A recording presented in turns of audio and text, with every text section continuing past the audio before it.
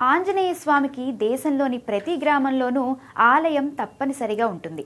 శక్తి, ధైర్యం కోసం ప్రతి ఒక్కరూ స్వామివారిని పూజించుకుంటారు. హనుమంతుడి ఒక్కో ఆలయం వెనుక ఒక్కో గాథ ఉంటుంది. అయితే ఆసక్తికరంగా ఒకచోట ఔరంగజేబునే గడగడలాడించిన హనుమంతుడు ఉన్నాడని తెలుసా? ఇక్కడ హనుమంతుడు ధ్యాన హనుమంతుడిగా దర్శనమిస్తారు.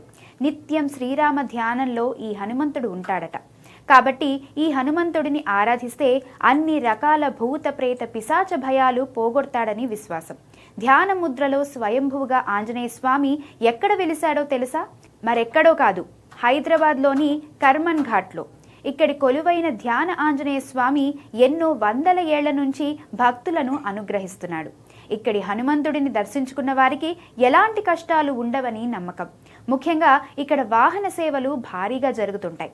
కొత్తగా వాహనం కొనుక్కున్న వారు కర్మన్ ఘాట్ ఆంజనేయ స్వామి ఆలయంలో వాహన పూజ నిర్వహించడం ఆనవాయితీగా వస్తోంది.